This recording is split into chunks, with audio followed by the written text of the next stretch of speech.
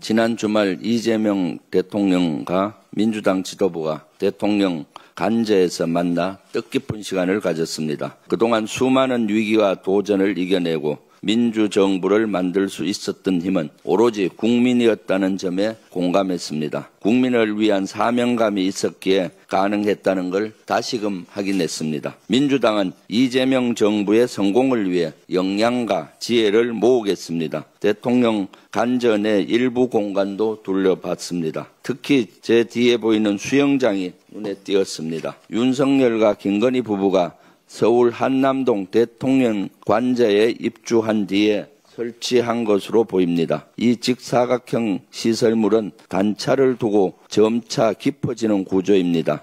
가장 깊은 곳은 한 50에서 1m 정도로 보였습니다. 길이는 5에서 6m 정도로 불과합니다. 이 때문에 강아지 수영장이 아니냐는 추측이 설득력을 얻고 있습니다. 한겨레 보도에 따르면 윤석열, 김건희 부부가 관저에 입주하고 8개월 뒤인 2023년 6월부터 물 사용량이 급증했습니다. 지난 4월 4일 윤석열이 파면된 뒤 관저에서 퇴거하지 않던 기간 수돗물 사용량이 터무니없이 많다는 의혹 또한 제기된 바 있습니다. 강아지 수영장과 무관치 않아 보입니다. 윤석열, 김건희 부부는 재임 당시 강아지와 고양이를 여러 마리 키운 것으로 알려졌습니다. 이들 부부는 수영장 외에도 500만 원짜리 캣타워 의혹과 2천만 원 히노키 편백나무 욕조 의혹도 받고 있습니다. 예상 감시가 사실상 불가능한 관저 입주 이후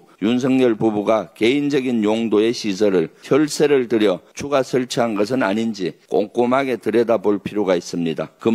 금술잔의 아름다운 술은 천백성의 피라고 했습니다. 윤석열 부부가 뒤늦게라도 명심하기 바랍니다. 어제 한겨레 보도에 따르면 서울시가 극우단체 리틀 스쿨이 주관한 행사에 1,520만 원, 리박스쿨이 주관한 행사에 1,520만 원을 지원한 것으로 드러났습니다. 특히 해당 행사에서는 일본의 식민 지배는 이미 정부 간 협약으로 정리된 얘기라 하거나 한국은 식민지 시기에 이룬 발전이 많다는 등 식민지 근대화론에 기반한 주장이 쏟아진 것으로 알려졌습니다. 리박스쿨은 자송군, 일명 자유손가락군대라고 하는 댓글팀을 운영하며 여론을 조작한 의혹을 받은 단체입니다. 이런 곳에 우리의 혈세가 투입된 겁니다. 서울시는 모로세로 일관하고 있습니다. 지원단체가 1년에 100개 가까이 되기 때문에 몰랐다는 겁니다. 하지만 서울시의 지원을 받은 단체들은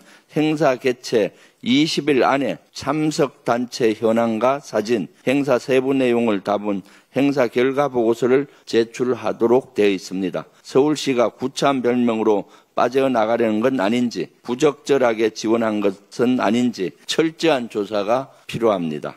끝으로 우리 헌법 84조에 명시된 대통령 불소추 특권에 대해 말씀드리겠습니다. 이 특권은 국가기관인 대통령의 헌정수행 기능을 보장하는 안전장치입니다. 개인에게 주는 특혜가 아닙니다. 우리 헌법은 불소추 특권을 따로 마련할 만큼 대통령이 짊어진 국정의 무게가 무겁다는 얘기입니다. 형사사건에서 기소와 재판, 즉 소추는 한 몸이라는 게 법조계의 중론입니다. 지금 형사소송법 개정안이 국회 본회의에 올라가 있습니다. 헌법상 불소추 특권과 실제 재판 운용 사이의 충돌을 미연에 방지하기 위한 확인적 입법입니다. 개인의 특혜를 위한 입법이 절대 아닙니다. 대통령이 취임 이전에 재판 중인 사건이나 재임 중 고발 사건에 사사건건 휘말리면 국정 운영을 제대로 할 수 있겠습니까? 국민의힘은 들으십시오.